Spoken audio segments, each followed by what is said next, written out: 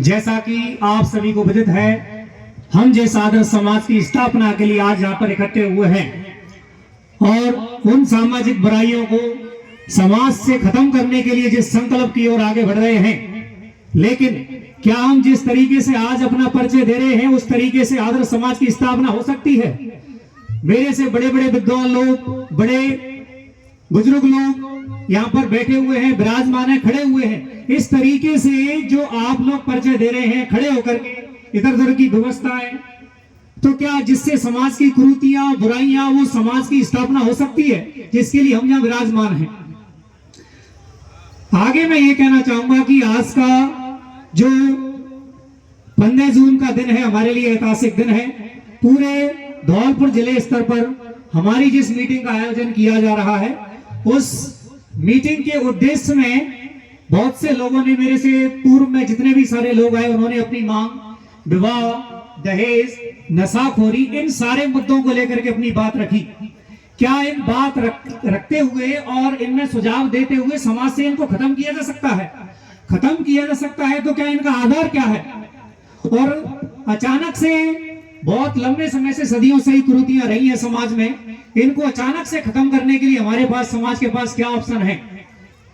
दूसरी बात, दहेज इस समय समाज का सबसे बड़ा मुद्दा है। क्या दहेज पर कानून बना लेने से और समाज की नई एक जो आधारशिला हमने रख रहे हैं, जिसमें कि दंड, समाज में दंड रख दिया साहब, दूसरी निगरानी की जाए कि समाज में दहेज ना लिया जाएगा, ना दिया जाएगा, तो उसका आधार क्या होना चाहिए? केवल कानून बना लेने से, नियम बना लेने से दहेज खत्म नहीं होगा।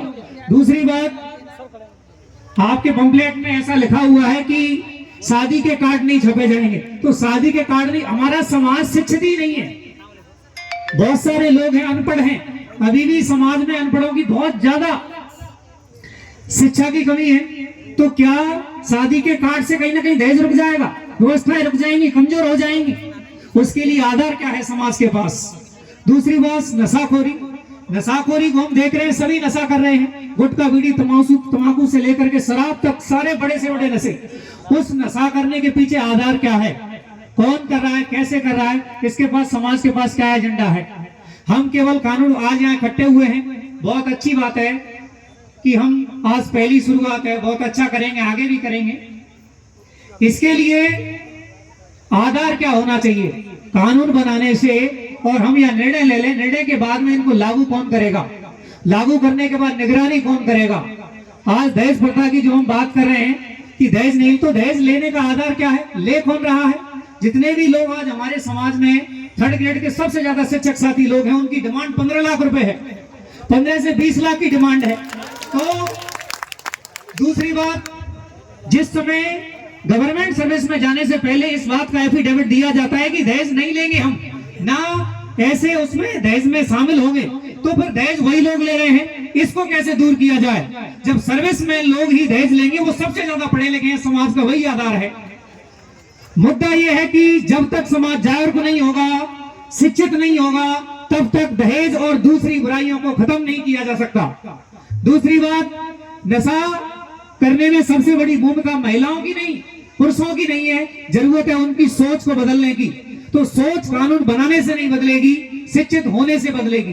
दूसरी बात, क्या समाज को बुद्ध धर्म की ओर मोड़ने से, अम्बेडकरवाद की तरफ ले जाने से समाज का सुधार हो सकता है?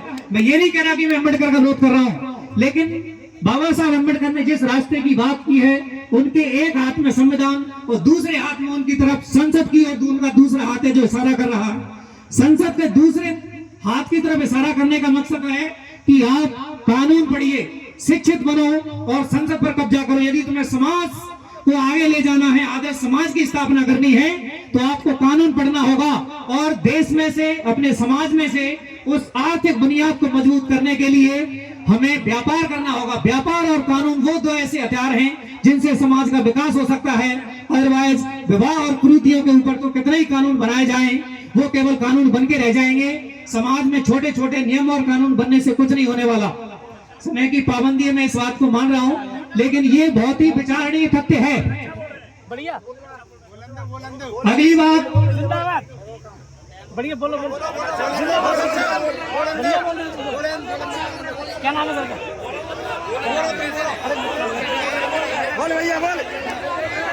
इस तरह से असभ्यता का परिचय न दें। आप हाथ हिला के कह सकते हो, बोलो कि सही थोड़ी सी बोलना तो आप बोलिए। देखिए, आदर्श समाज की सबसे बड़ी पहचान जो है वो आपका परिचय है। जिस तरीके से आप लोग यहाँ पर खड़े हुए उनमें बहुत सारे शिक्षक साथी भी हैं, बहुत सारे सर्विसमैन भी हैं। जिस तरीके से आप परिचय दे रहे हैं अपना, उस तरीके से आदर्श समाज की स्थापना तो केवल किताबों में ही रह जाएगी। बाबा साहब ने बहुत सारी बातें कही हैं, लेकिन क्या आपने उनको ओरिजिनली इंग्लिश में यदि पढ़ा हो तो बाबा साहब ने केवल 2 ही बातों के ऊपर जोर दिया है कि self purification versus self respect. यदि आपने अपना सेल्फ रेस्पेक्ट खो दिया तो आपका प्यूरिफिकेशन कभी नहीं हो सकता, अदरवाइज हम मनुवादी लोगों के शिकार होते ही रहेंगे।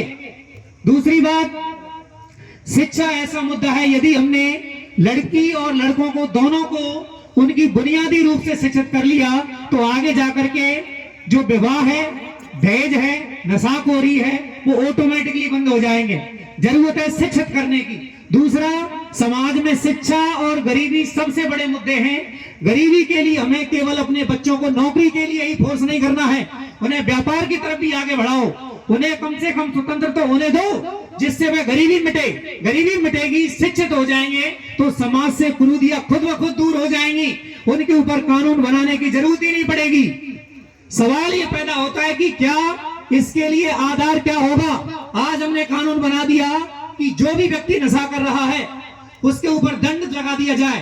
दंड लगाने के बावजूद भी वो व्यक्ति नशा कर रहा है, दंड उसने दे दिया कि ठीक है मैं तो पैसा दे दिया समिति को, उसके बाद में फिर भी वह नशा कर रहा है, तो उसका आधार क्या है, कौन निगरानी करेगा उसकी। दूसरी बात, दहेज में सबसे बड़ा क्लू क्या है, क्लू ये है कि एक गरीब व्यक्ति है उसके लिए सारी बाध्यता लगा दी गई कि साहब इतना दहेज नहीं लेंगे। आप कह रहे हैं कि हम रोका नहीं करेंगे, सगाई में पैसा नहीं देंगे, बर्तन नहीं देंगे, कार्ड नहीं छपवाएंगे, ठीक है मत करो, कुछ मत करिए आप, लेकिन क्या समाज का सोशल स्टेटस बरकरार रहेगा, समाज का नाम रहेगा, वो तो खत्म हो जाएगा फिर सारी बातें। तो मुद्दा ये नहीं है कि कानून बनाया जाए, मुद्दा ये है कि समाज को शिक्षित किया जाए। जब तक हमारे युवा शिक्षित होंगे, गरीबी दूर होगी तो ऑटोमेटिकली उन बुराइयां को खत्म होती चली जाएंगी। जरूरत है समाज को शिक्षित करने की। तीसरी बात है भेदभाव। कहीं ना कहीं महिलाएं हमारे समाज में बहुत ज्यादा पिछड़ी हुई हैं, सबसे ज्यादा महिलाओं में वर्गीय चेतना का अभाव है। दूसरी बात, यदि हमारा समाज के कई सारे प्रबुद्ध लोग कानून नहीं मान रहे, हमने दहेज के खिलाफ कानून बना दिया, दंड लगा दिया साहब, तो क्या उससे समाज से बेदखल कर देना ही समाज का विकास हो जाएगा? क्या इसका कोई ठोस आधार है? मजा आ गया सर। धन्यवाद। इसी के साथ ही मैं अपनी बात खत्म करना चाहूंगा। शुक्रिया।